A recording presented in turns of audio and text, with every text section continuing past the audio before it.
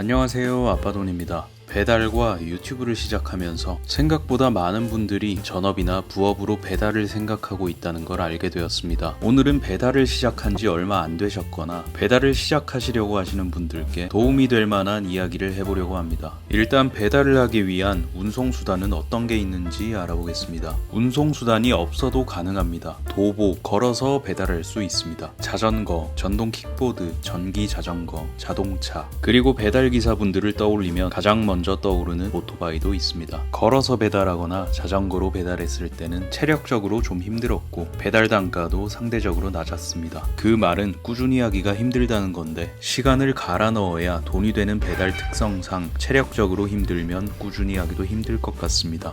전기 자전거의 장점은 비교적 일반 자전거보다 체력적으로 부담이 덜했습니다. 오토바이는 못 지나가는 곳을 지나가기도 하고 초기 비용도 오토바이보다는 덜 들어갑니다. 자동차를 타고 배달을 했을 때는 좁은 골목길을 지나가야 한다거나 주차할 데가 없는 게 가장 힘들었습니다. 하지만 자동차에 비해서 오토바이는 이런 부분에서 너무 쾌적합니다. 오토바이는 일부러 막아놓지 않는 이상은 못 지나가는 데가 거의 없습니다. 심지어 막아놓는다고 하더라도 어떻게 지나가는 사람들도 있습니다. 배달기사를 생각하면 오토바이가 떠오르는 데에는 이유가 있을 겁니다. 오토바이 중에서도 배달용으로 많이 사용되는 오토바이가 있습니다. 그 오토바이는 많은 사람들로부터 검증이 된 좋은 오토바이라고 생각이 됩니다. 유지비가 적게 들거나 정비성이 용이하거나 내구성이 좋고 연비가 좋은 그런 오토바이를 선호하는 이유는 하루에 100km 이상도 운행하시는 배달기사분들도 많기 때문에 더더욱 신경 쓸 수밖에 없습니다. 하지만 검증이 된 그 오토바이들은 배달 이미지가 강하기 때문에 오토바이를 취미나 출퇴근 용도로 타고 싶다는 사람들은 기피하기도 합니다. 배달 이미지를 기피하는 이유에 대해서 이야기를 하면 너무 길어질 것 같기 때문에 배달용품, 배달 세팅에 대해서 이야기해 보도록 하겠습니다. 참고로 저는 배달을 시작한 지 18개월 정도 지났습니다. 배달하는 시간 자체도 짧기 때문에 실무적으로 봤을 때는 배달 초보이지만 지금 타고 있는 슈퍼커브가 10번째 바이크이고 당연히 배달 세팅도 계속 해왔기 때문에 저의 경험이 어느 정도 도움이 되실 수도 있을 거라고 생각합니다. 오토바이에 대한 질문도 많이 주시는데요. 저한테 물어보지 않더라도 이미 인터넷에는 너무 많은 정보가 있기 때문에 대부분은 이미 답을 알고 계십니다. 스마트 키가 굉장히 편하고 기어 변속도 안 해도 되기 때문에 스쿠터 종류가 편하다고 생각을 한다 라고 말씀을 드려도 결국은 자기가 사고 싶은 거 사게 됩니다. 남이 추천해서 샀는데 타고 싶지가 않으면 아무래도 덜 타게 되니까 자기가 타고 싶은 거 타는 게 오히려 효율적일 수도 있습니다. 그래서 개인적으로는 이 오토바이가 나는 좀 더 낫더라 그 정도로만 답변 드리고 있습니다. 어떤 물건이든 비쌀수록 좋은 경우가 많지만 음식 배달이 주 목적이라면 125cc 이하급 오토바이를 추천합니다. 하지만 키가 크신 분들은 좀 불편할 수도 있습니다. 다음은 배달용품 세팅입니다. 인터넷에는 정말 수많은 오토바이 용품들이 올라와 있습니다. 일단 배달을 하기 위해서 다른 건 그렇다 쳐도 이거는 없으면 안 됩니다. 배달 가방입니다. 제가 알고 있는 배달 가방 종류는 4가지입니다.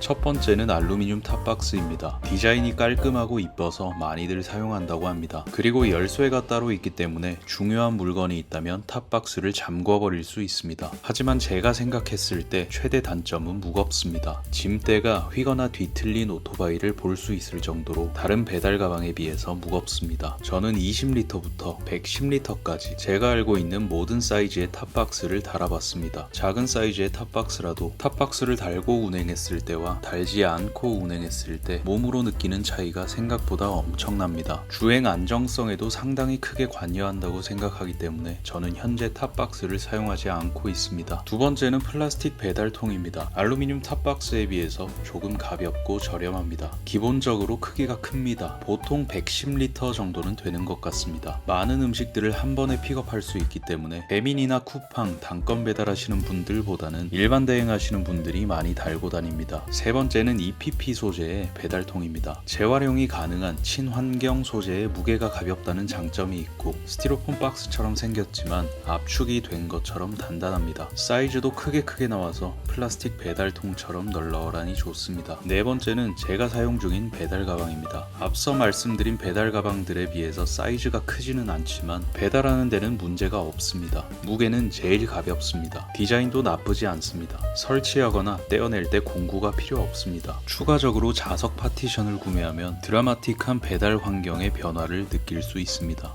다음은 핸드폰 거치대입니다. 배달 가방과 마찬가지로 배달하는 데 있어서 없으면 안 되는 제품입니다. 저는 지금까지 신가물 제품을 써왔고 회사에 가서 만드는 과정도 보고 직접 만들어 보기도 했습니다. 제가 사용 중인 올인원 케이스는 스위치가 달려있기 때문에 열선은 온오프가 가능합니다. 열선이 들어있어서 겨울에도 사용할 수 있고 방수가 되기 때문에 비가 많이 오는 여름에도 사용할 수 있습니다. 겨울에 열선 케이스가 필요한 이유는 날씨가 춥다 보니 핸드폰이 차가워지고 배터리가 초단위로 떨어진다거나 핸드폰이 방전되기도 합니다. 실제로 저 같은 경우에는 최근에 열선이 없는 일반 범퍼 케이스로 운행했다가 운행 10분 만에 핸드폰이 꺼진 적이 있습니다. 겨울에 열선 케이스가 없으면 운행이 불가능했습니다. 여름에는 비가 많이 오기 때문에 방수 케이스가 없으면 비 오는 날은 일을 못합니다. 열선과 방수 케이스를 따로 구매하는 것보다 이 올인원 케이스 하나면 4계절 사용이 가능하고 금액적으로 봤을 때도 합리적인 소비가 가능합니다. 핸드폰 거치대나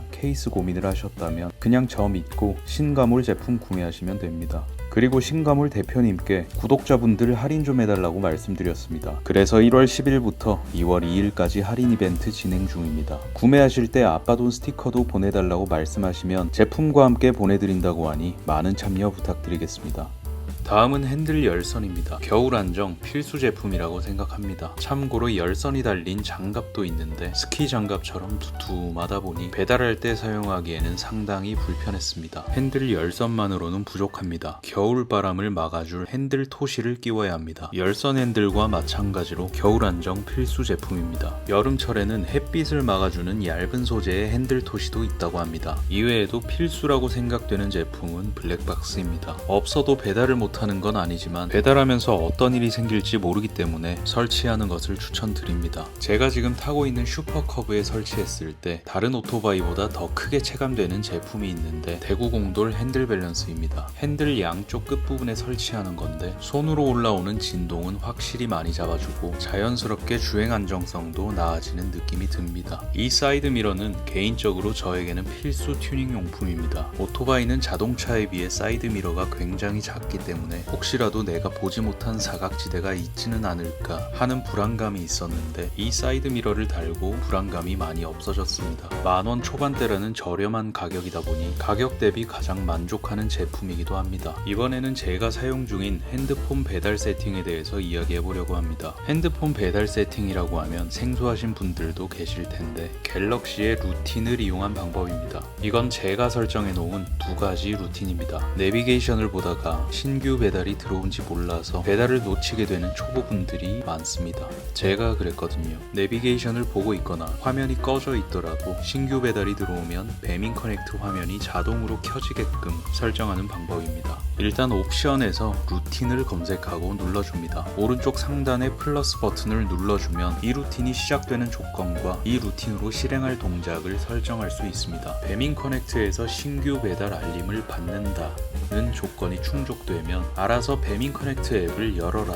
라는 루틴을 설정해 놓는 식입니다. 이 루틴이 시작되는 조건을 추가하기를 누르고 알림을 받으면 에서 배민 커넥트 애플리케이션을 찾아 선택합니다. 특정 단어가 포함된 알림에 신규 배달이라는 키워드를 추가합니다. 그 다음 이 루틴으로 실행할 동작 추가하기에는 맨 밑에 고급 옵션 항목에서 다음 동작 전 대기 1초를 추가하고 애플리케이션 항목에서 앱을 열거나 앱 동작 바로 실행, 배민 커넥트 열기를 선택합니다. 이렇게 설정해 놓으면 배민 커넥트 앱에서 신규 배달 알림을 받으면 배민 커넥트 앱이 자동으로 켜집니다. 저 같은 경우에는 충전 중이나 헬멧 블루투스 헤드셋이 연결되면 이라는 조건이 추가되어 있습니다. 두 번째 루틴은 화면을 밝게 해주고 화면 방향을 세로로 고정하고 와이파이는 사용 안함으로 설정을 하고 배터리 보호 기능을 켜놨습니다. 화면을 밝게 해주는 이유는 낮에 배달을 한다면 햇빛 때문에 최대한 밝게 해주는 게 그나마 잘 보입니다. 밝기 조정도 당연히 가능하고 해가 지면 밝기를 자동으로 낮추는 식의 설정도 가능합니다. 다들 아시겠지만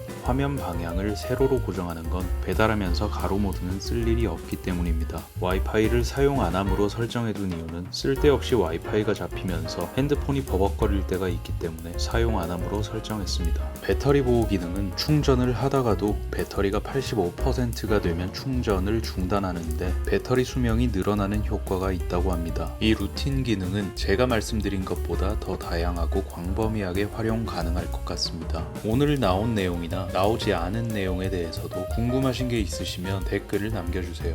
오랜만에 새벽에 편집하니까 너무 졸립니다. 눈 감고 녹음하고 있어요. 어쨌든 이번 영상도 봐주셔서 감사합니다. 도움이 되셨으면 좋겠고 다음 영상이나 라이브에서 뵙겠습니다.